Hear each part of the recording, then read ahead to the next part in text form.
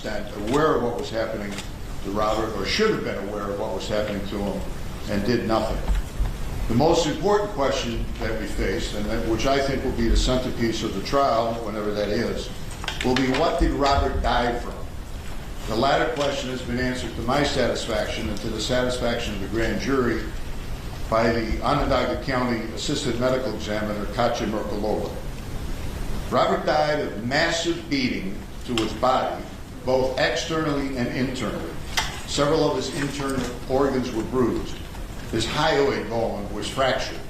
His thyroid cartilage was ripped. He also died as a result of repeated restrictions to his airways, causing severe brain damage. And finally, he died by choking on his own blood. Our investigation revealed that in addition to the tape beating, which you probably have already seen, Robert was beaten on 2 prior occasions between 9/07 and the time of his death, within minutes of his arrival at Marcy. Our investigation further revealed that there was no provocation by Robert Brooks that would have precipitated any physical response whatsoever, never mind the physical response that was inflicted upon him. I think any sentient human being looking at the tapes naturally comes to the conclusion that he must have said something, he must have spit at the officers, he must have resisted in some way, and the fact of the matter is he did absolutely nothing. The first beating took place in what is referred to as the Arsenal section of Marcy. It's the first enclosed structure that Robert entered after disembarking the bus from Mohawk. The second beating took place outside as Robert was being escorted to the infirmary. And by the way, he was being escorted to the infirmary because that is standard procedure when an inmate arrives at Marcy. And the third and final and fatal beating took place in the emergency room of the infirmary, which I said many of you have seen on tape. Indicted for murder in the second degree under a theory that they acted with depraved indifference to human life and caused Robert's death are former Marcy Corrections officers Anthony Farina, Nicholas Anzalone, David Kingsley, Christopher Walworth, and Matthew Gallagher. They face as potential punishment life in prison. Indicted for manslaughter in the second degree for recklessly causing Robert's death by essentially doing nothing are Michael Mashaw, Michael Fisher, and David Walters. They are facing a potential 15 years in state prison. And finally, indicted for tampering with evidence is Nicholas Gentile, a Class C felony punishable by 4 years in state prison. One additional defendant has been indicted for murder in the second degree, and he was unavailable to surrender himself. We do not believe he's a flight risk. He will be arraigned in the very, very near future. 3 former Marcy Correction officers have reached plea agreements with the special prosecutor. I will not reveal their names nor their plea agreements until such time as they appear in court and enter their guilty pleas. At least 2 current or former Marcy employees and at least 1 current or former Mohawk employee are still under investigation, and the grand jury is still sitting and still able to hear evidence. I would advise them to seriously consider cooperating with the special prosecutor. That, of course, is their choice. I want to thank very much the governor of the state of New York, Kathy Hochul, for her assistance both logistically and financially. She has given me every resource I need to successfully conclude and bring to justice in this case. I want to thank Chris Marticello, who is Assistant Superintendent of Docks.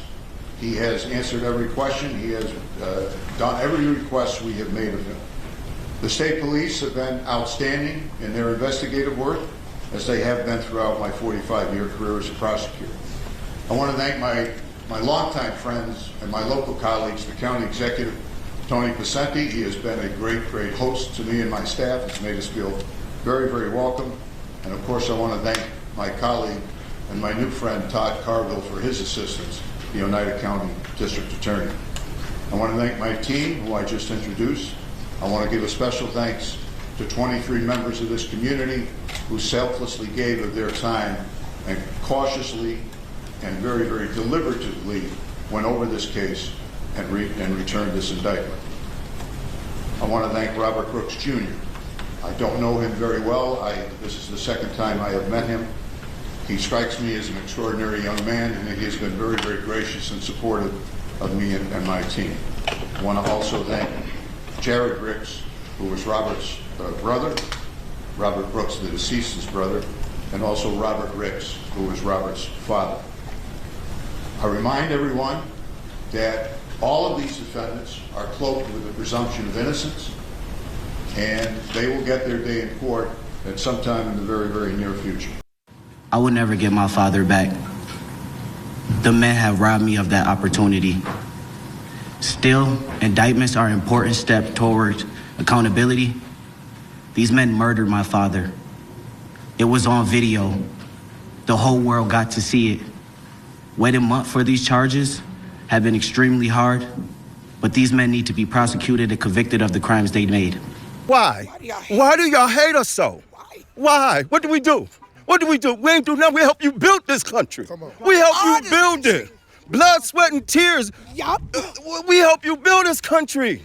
So why do you hate us? Nobody could have told me that there were 15, 16 men that would jump on you with handcuffs on. Nobody could have made me believe that until I seen it with my eyes. I couldn't do that to their children, even knowing that they did that to mine. I couldn't do that to them, knowing that they did that to my son. I couldn't. So for me, it's about the fight.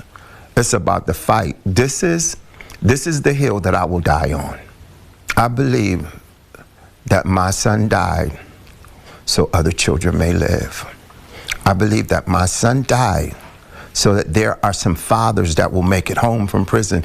We got to do something besides march.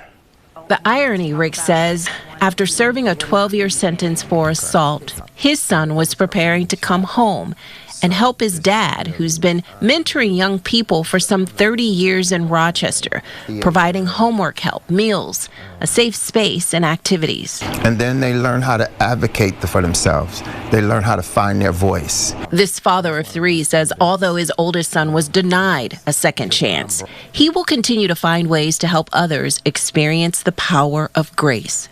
I want to try to do everything that I can do to prevent our young people from going to jail, but I also want to do everything that I can do to assure the fact that when they do, they become members of the Second Chance Club.